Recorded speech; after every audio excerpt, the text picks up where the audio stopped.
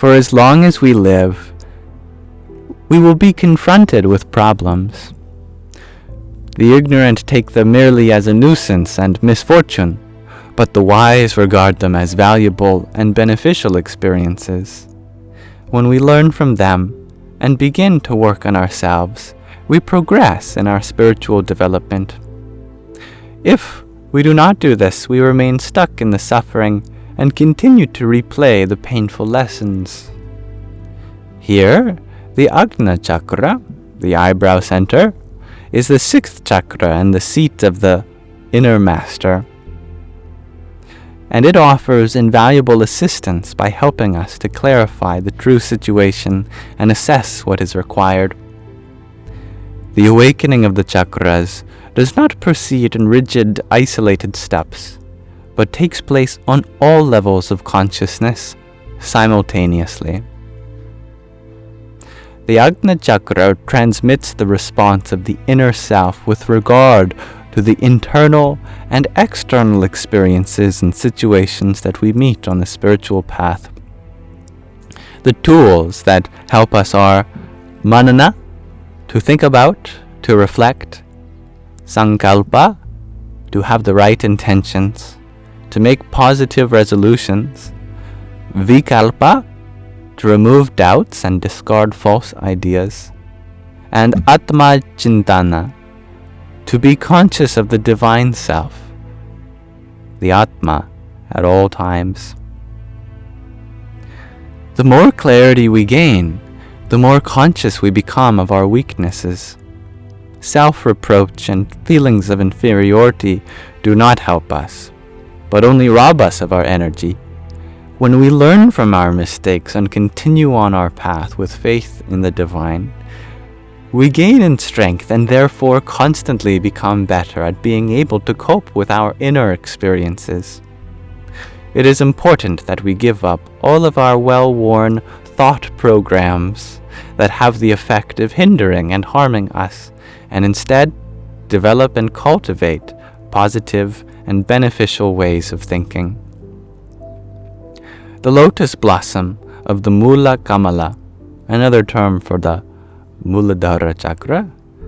Kamala, as we talked about earlier, means a lotus, and the Mula Kamala means the root lotus. It has 4 petals depicting the 4 points of the compass, the 4 cardinal directions. They represent the 4 fundamental psychic functions of the mind: intellect, consciousness, and ego. These are the antahkaran, the inner faculties. Manas is the mind, buddhi is the intellect, chitta is the consciousness, and ahankara is the ego. And I reiterate, ego is a faculty of our inner cognition. It's an important aspect of our inner being, as is our mind and intellect and consciousness. They all have roots which also lie in the Muladhara Chakra. Life is consciousness, and consciousness strives for evolution. The 4 petals also symbolize the 4 stages of development of life on this planet: vegetation, simple life forms such as bacteria and single-celled organisms; egg-laying animals such as fish, reptiles, and birds; mammals; and finally humans. We discussed this in the chapter on tattvas and gunas, on the elements and qualities of the material existence. The divinity of the Muladhara Chakra is Shiva, in the form of Pashupati Mahadeva, the Lord of the animal world. Lord Shiva represents consciousness and liberation. And there was a depiction of what some people believe to be Pashupati in the Indus Valley civilization from the Bronze Age, like 5,000 years ago. Some people debate this, understandably so. Many scholars are highly critical, and the scientific process only goes forward through lots of skepticism. But I encourage you to find this so-called Pashupati seal, which apparently depicts an ancient form of Shiva surrounded by animals, depicting the Lord of the world in the form of an animal god. Lord Shiva represents consciousness and liberation. Liberation can also mean the elimination and destruction of anything negative and harmful. Just as a doctor might remove a cancerous growth, not just might, but must remove a cancerous growth to save a life of a patient, Shiva destroys all negative tendencies. On his forehead, Shiva has a third eye, which is why he is known as the third-eyed one.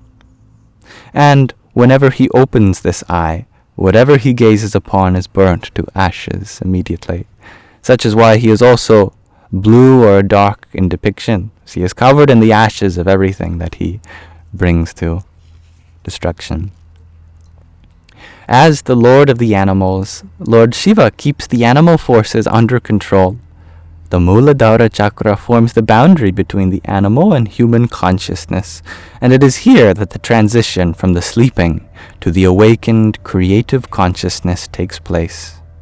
Therefore, it is the first human chakra.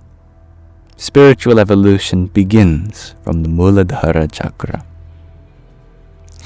We talked about the Pashu chakras, the animal chakras that exist in the legs, lesser known about.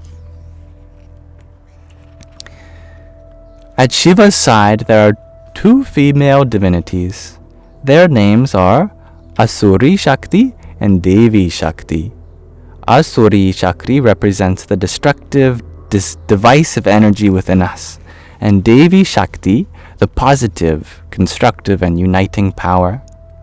Through a positive lifestyle, confident attitude to life, keeping spiritual company, called satsang in Sanskrit, good thoughts, understanding, forgiveness, helping, and giving, Asuri Shakti is gradually transformed into Devi Shakti. Shiva and Shakti are the primal principles of creation. Other terms for this are Purusha, self, and Prakriti, nature, Yin and Yang, masculine and feminine principles. An important symbol in the Muladhara Chakra is the Shiva Lingam, an astral symbol for creativity, creative power, and consciousness. In this symbol, a snake winds around the Shiva Lingam 3.5 times. The 3 rotations of the serpent represent the first 3 levels of consciousness: unconscious, subconscious, and conscious. And the half turn refers to the awakened superconscious. As the head of the snake is pointing downwards, this is an indication that the evolutionary process can also again go downwards. Wisdom does not develop by itself. It needs constant conscious effort to purify the thoughts and steer the actions toward the good.